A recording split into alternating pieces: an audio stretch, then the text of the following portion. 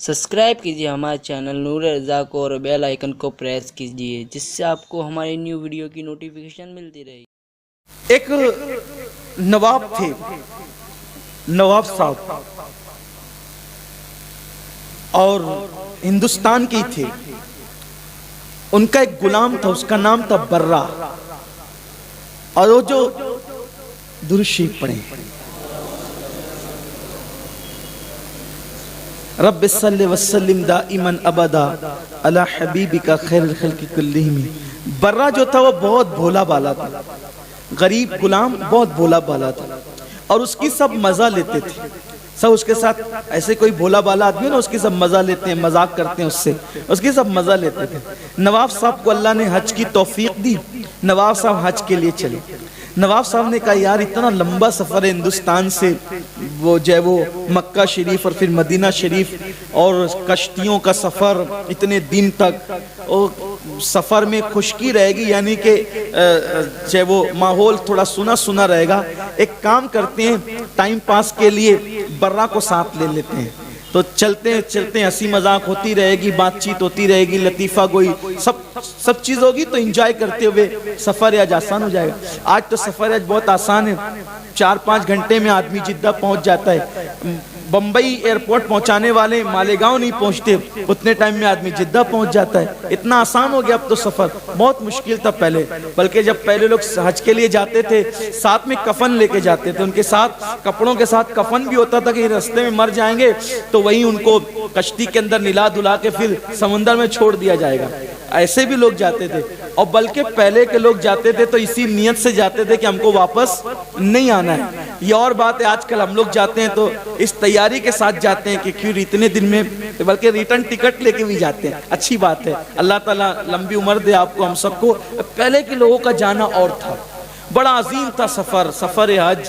वो रोना, वो आहें भरना, वो माफिया मांगना, और समुंदर की पानी पानी, ऊपर आसमान, नीचे पानी पानी, और उसके बाद अपने गुनाहों को याद करके फिर वो एक अजीब सा मामला रहता था। अल्लाह तबारक व तआला ने आज भी जिन लोगों को दिल दिया है वो आज भी गिड़गिड़ाते हुए जाते हैं। बहरहाल अब तो लोग पिक्चर देखते भी जाते हैं, पिक्चर देखते भी आते हैं फ्लाइट के अंदर।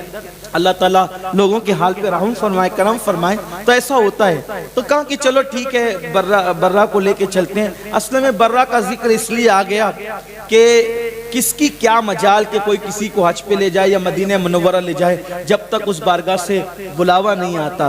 तो जब बुलावा आता है तो इंसान जाता है। बहरहाल उन्होंने टाइम पास की नियत से ही सही बर्रा को ले लिया, और फिर उसके बाद बर्रा खिदमत करता रहा, हाजिरी हो गई, हज हो गया। फिर मदीना मुनव्वरा पहुंचे। अब मदीना तैयबा पहुंचे, सब ने बारगाह रिसालत में हाजिरी दी, और हाजिरी देने के बाद जब सरकार की बारगाह से हाजिरी देकर निकले और सब एक दूसरे को मुबारकबाद देने लगे, मुबारक मुबारक, हुजूर की शफाअत मुबारक, हुजूर की शफाअत मुबारक। कमरे पे गए, बैठे और कहा हुजूर की शफाअत मुबारक मुबारक। बर्रा भोला भाला आदमी, उसने कहा ये शफाअत मुबारक कर रहे हो, आप लोग को शफाअत मिल गई? उन लोगों ने कहा हाँ मिल गई, हमको तो शफाअत मिल गई, हुजूर ने हमारी शफाअत कर दी। क्योंकि उनको यकीन था, उन्होंने अपने अंदाज में कहा, क्योंकि हुजूर ने फरमाया वजबत लहू शफाअती, कहा हमें शफाअत मिल गई। तो कहा क्यों, तुमको नहीं मिली?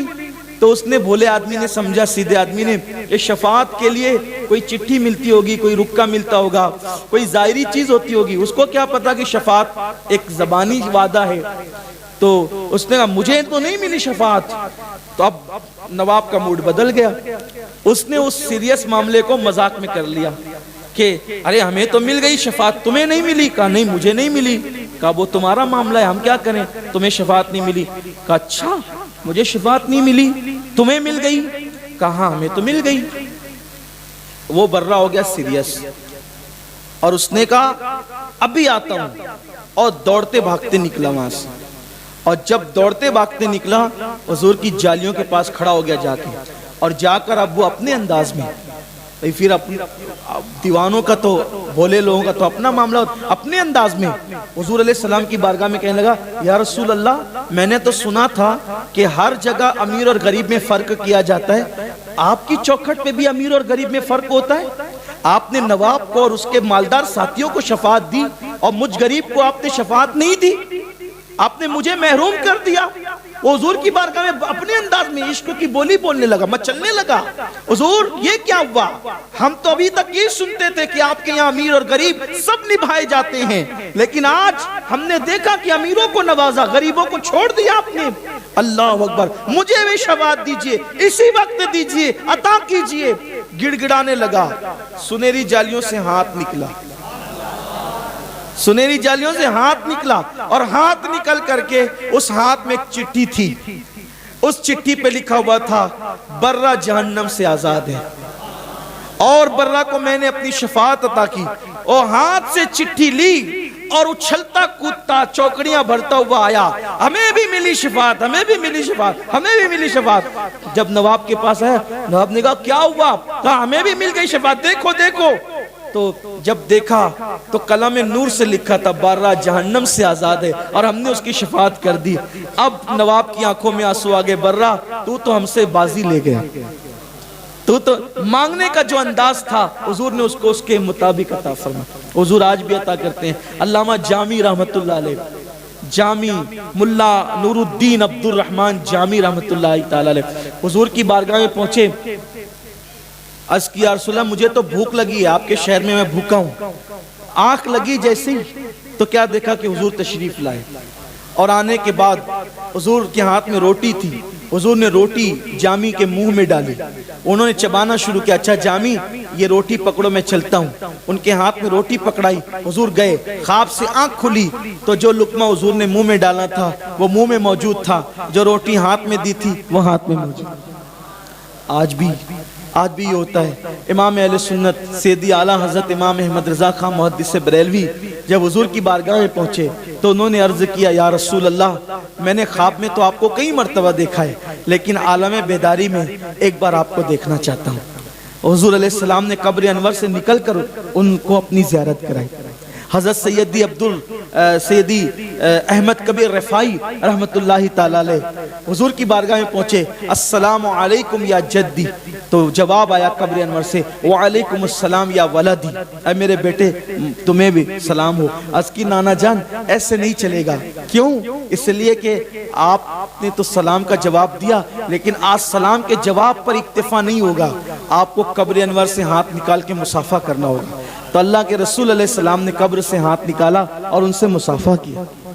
سیدی احمد کبیر رفائی رحمت اللہ تعالی، اس طرح کے درجنوں نہیں ہزاروں واقعات ہیں، اور آج بھی اگر یقین ہو تو مدینہ منورہ میں زیارتیں نصیب ہوتی ہے، نعمتیں ملتی ہے، لیکن یاد رکھنا اگر کوئی ایسا انعام اور کرم آپ پر ہو تو اس کے چرچے نہیں کرنا، اس کے چرچے نہیں کرنا، کیونکہ ان باتوں کے چرچے نہیں کیے جاتے بلکہ یہ باتیں چھپائی جاتی ہے، اور چھپایا جاتا ہے تو کرم مزید ہوتا ہے۔